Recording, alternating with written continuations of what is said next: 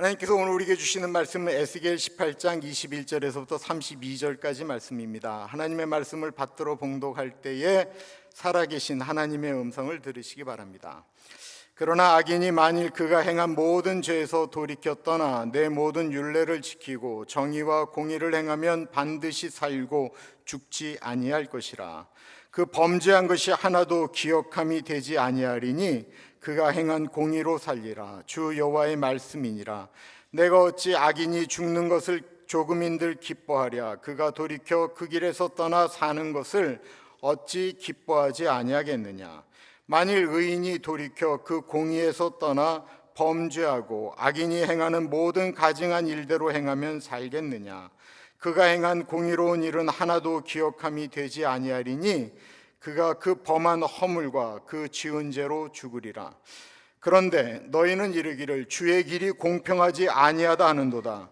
이스라엘 족속아 들을지어다. 내 길이 어찌 공평하지 아니하냐. 너희 길이 공평하지 아니한 것이 아니냐.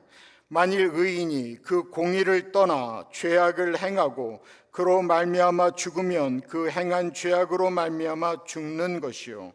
만일 악인이 그 행한 악을 떠나 정의와 공의를 행하면 그 영혼을 보전하리라. 그가 스스로 헤아리고 그 행한 모든 죄악에서 돌이켜 떠났으니 반드시 살고 죽지 아니하리라. 그런데 이스라엘 족속은 이르기를 주의 길이 공평하지 아니하다 하는도다. 이스라엘 족속아 나의 길이 어찌 공평하지 아니하냐. 너희 길이 공평하지 아니한 것 아니냐. 주 여호와의 말씀이니라. 이스라엘 족속아 내가 너희 각 사람이 행한 대로 심판하리라. 너희는 돌이켜 회개하고 모든 죄에서 떠날지어다. 그리한즉 그것이 너희에게 죄악의 걸림돌이 되지 아니하리라. 너희는 너희가 범한 모든 죄악을 버리고 마음과 영을 새롭게 할지어다. 이스라엘 족속아 너희가 어찌하여 죽고자 하느냐. 주 여호와의 말씀이니라. 죽을 자가 죽는 것도 내가 기뻐하지 아니하노니 너희는 스스로 돌이키고 살지니라. 아멘. 오늘 설교의 제목은 과거가 아니라 오늘을 돌이켜 살라입니다. 한번 해볼까요? 시작. 과거가 아니라 오늘을 돌이켜 살라. 오늘 본문에서 가장 많이 나오는 단어가 있다고 한다면 공평과 정의라고 하는 단어입니다. 사람들은 평등의 문제, 공평의 문제에 굉장히 민감합니다. 특별히 젊은 세대는 불공평하다, 공정하지 못하다라는 말에 즉각적으로 반응을 합니다. 그러면 평등과 공평의 차이는 무엇일까요? 예를 들면 저희 교회 주차장은 누구나 똑같이 사용할 수 있습니다. 오래된 차나 낡은 차나 새 차나 비싼 차나 값싼 차나 SUV나 밴이나 승용차나 어느 차 상관없이 저희 교회 주차장을 모두 들어와서 차를 댈 수가 있습니다. 이것을 가리켜 평등이라고 이야기하는데 예외가 있습니다. 그것은 장애인 구차구역입니다. 그것은 장애를 가진 분들이 더 편안히 화장실이나 친교실이나 예배당으로 들어올 수 있도록 배려한 자리입니다. 우리는 그것을 불평등하다고 이야기하지 않고 그것을 가리켜 공평하다고 말을 합니다. 그림을 한 장 보겠습니다. 왼쪽과 오른쪽의 차이가 무엇입니까? 이 왼쪽은 모든 사람들에게 똑같이 받침대를 하나씩 준 것입니다. 근데 저것은 키가 작은 사람은 저 야구 경기장을 밖에서 보는데 저 키가 작은 사람은 볼 수가 없습니다. 저것이 평등을 이야기하는 대표적인 그림이에요. 평등해야 되지 않느냐라고 하는데 그 평등에는 불평등이 꼭 존재할 수밖에 없습니다. 오른쪽은 큰 사람은 굳이 받침대가 없어도 야구 경기를 밖에서 볼 수 있기 때문에 자신의 받침대를 키가 작은 사람에게 양보한 것입니다. 그래서 이 세 사람이 모두 야구 경기를 볼 수 있는 것, 이것을 가리켜 공평이라고 말을 합니다. 공평이라고 하는 것은 단순히 똑같이 나누는 것을 이야기하는 것이 아니고 누군가가 기꺼이 자기 것을 내려놓아야만 가능한 것입니다.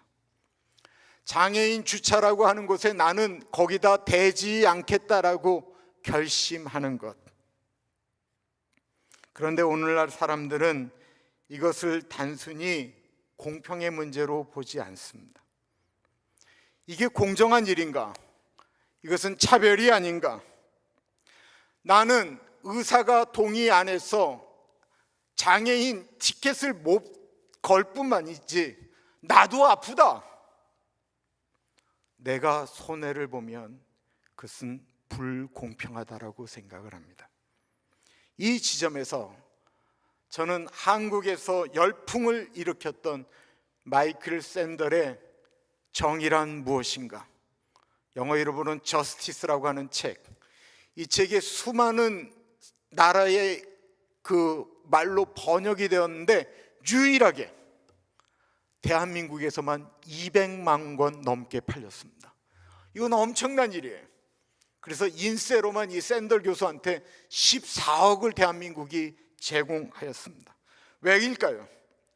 한국 사회는 유난하게 이게 평등한 일이냐, 이게 공평한 일이냐를 갖고 너무 첨예한 거예요. 그 깊은 상처와 갈등을 다 갖고 있습니다.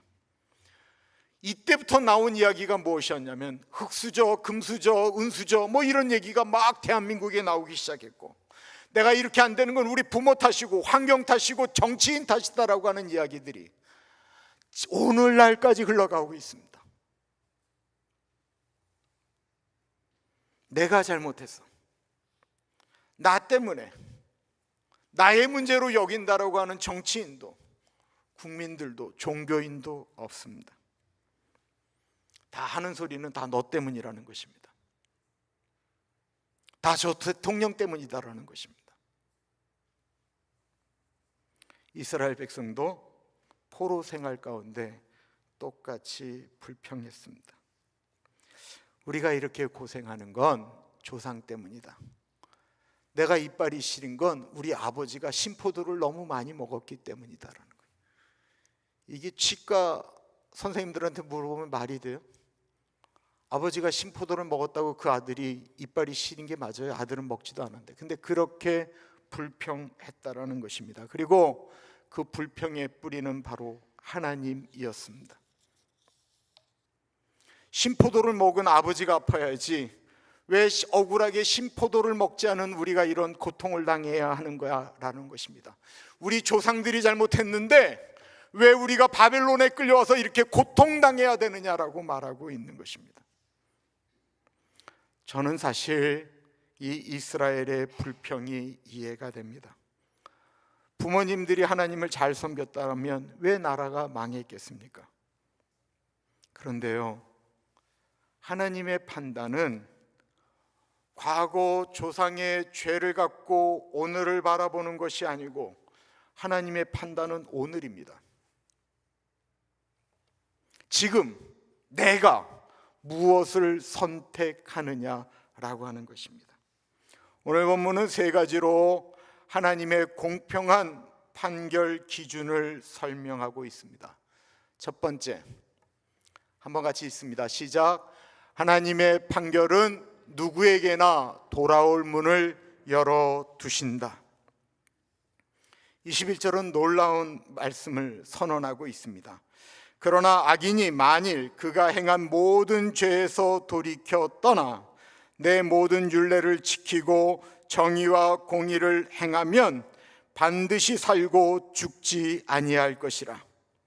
여기서 돌이켜라고 하는 저 표현은 단순한 후회를 돌이키는 것이 아니고 더 나아가서 내 삶의 방향을 완전히 바꾸겠다라는 것입니다.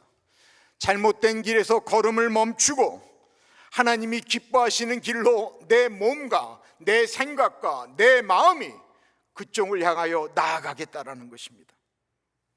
그러면 22절은 이렇게 말씀하고 있습니다. 그가 이전에 범했던 죄는 하나도 기억하지 않으리라. 하나님께서 돌이키기만 하면 과거의 죄를 삭제하신다라는 것입니다. 이 세상에서는 기록이 남지만 하나님 앞에서는 기록 자체가 없어지고 그 과거의 죄의 심판 근거에서 사라진다라는 것입니다. 이것이 복음입니다. 그리고 하나님은 하나님의 심정을 이렇게 말씀하셨습니다. 23절입니다. 23절 같이 읽겠습니다. 시작. 내가 어찌 악인이 죽는 것을 조금인들 기뻐하랴. 그가 돌이켜 그 길에서 떠나 사는 것을 어찌 기뻐하지 아니하겠느냐. 하나님의 마음은 심판보다 회복에 있고 죽음보다 생명에 있습니다. 하나님의 공평이라고 하는 것은 모든 사람들을 똑같은 출발선에서 세워서 시작하는 것이 아니다라는 것입니다. 이미 멀리 하나님으로부터 멀리 떠나 있는 사람이라고 할지라도 그가 회개하고 돌이키면 하나님은 문을 열어 주시겠다라는 것입니다. 그 문은 예수 그리스도의 십자가를 통해 활짝 열려 있고 누구든 그 문으로 들어갈 수 있습니다. 그렇다면 회개란 무엇입니까?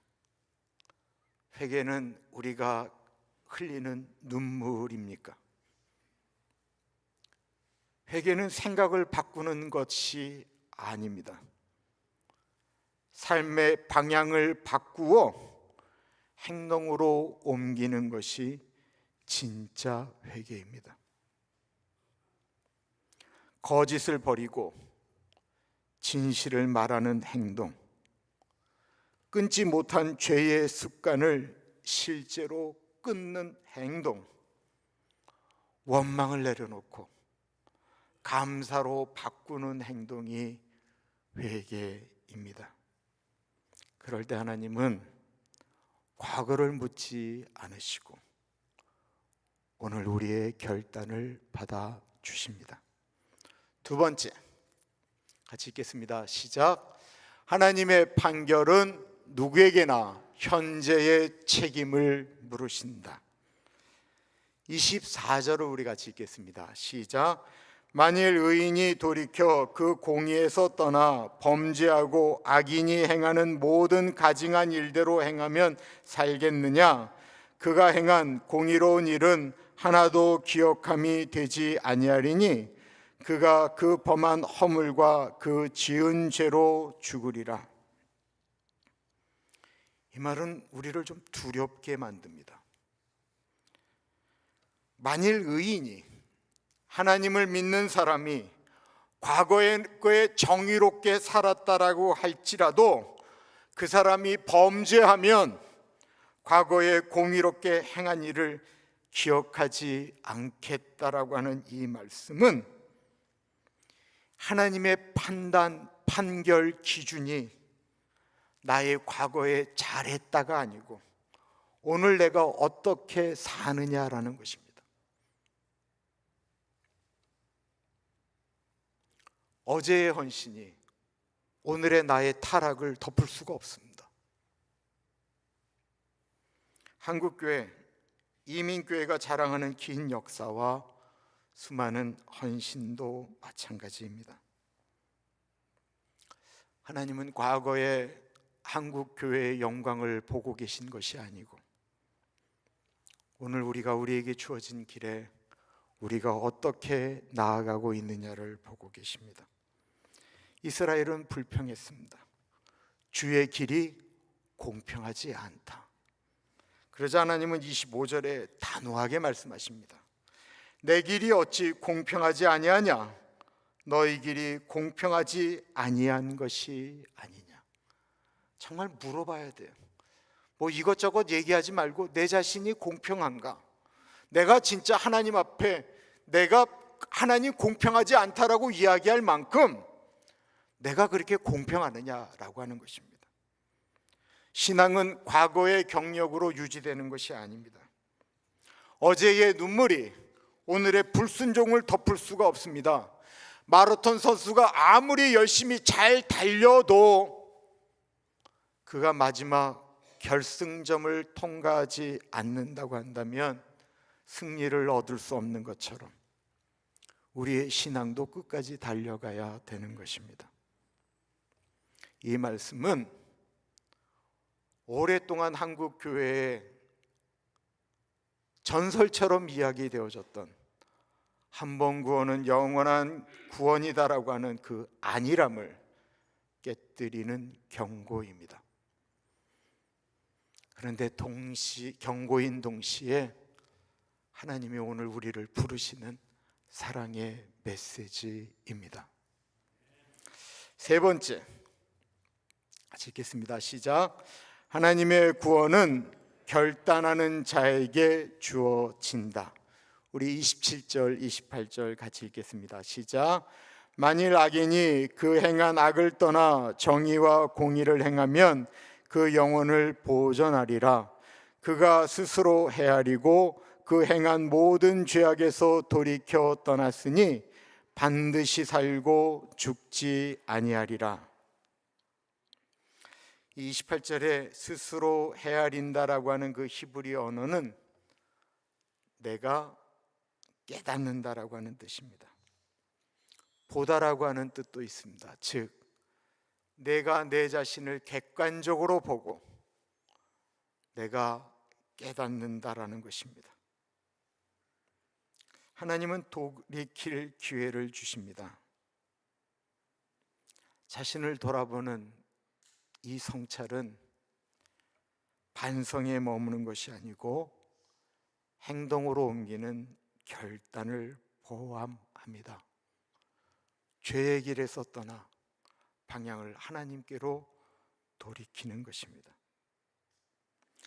그러나 여전히 이스라엘은 주의 길이 공평하지 않다라고 불평합니다.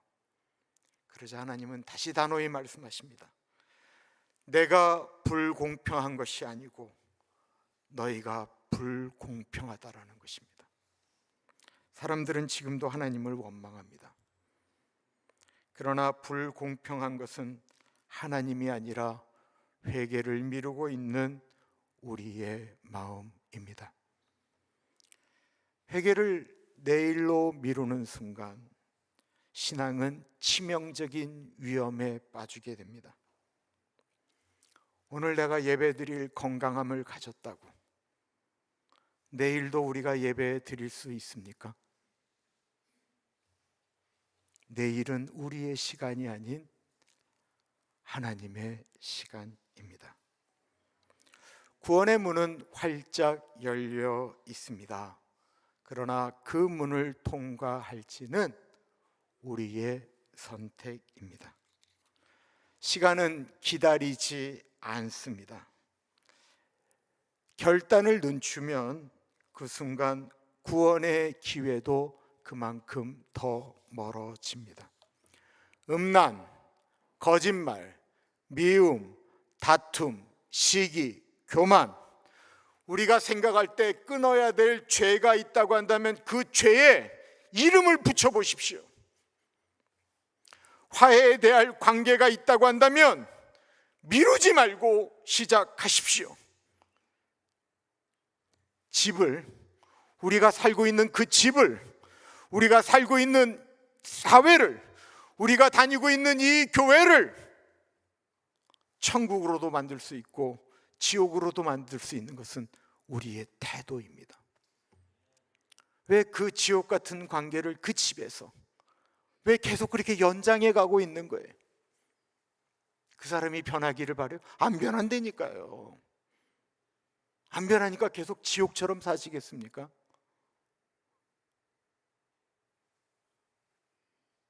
교회도 마찬가지입니다. 하나님께 가까이 가면 가정도 교회도 천국이 되고 멀어지면 지옥이 됩니다. 그러므로 하나님과 멀어질 시간을 오늘 이 시간 다시 붙잡으십시오. 이스라엘은 자신들의 삶의 어려움을 조상 탓으로 돌렸습니다.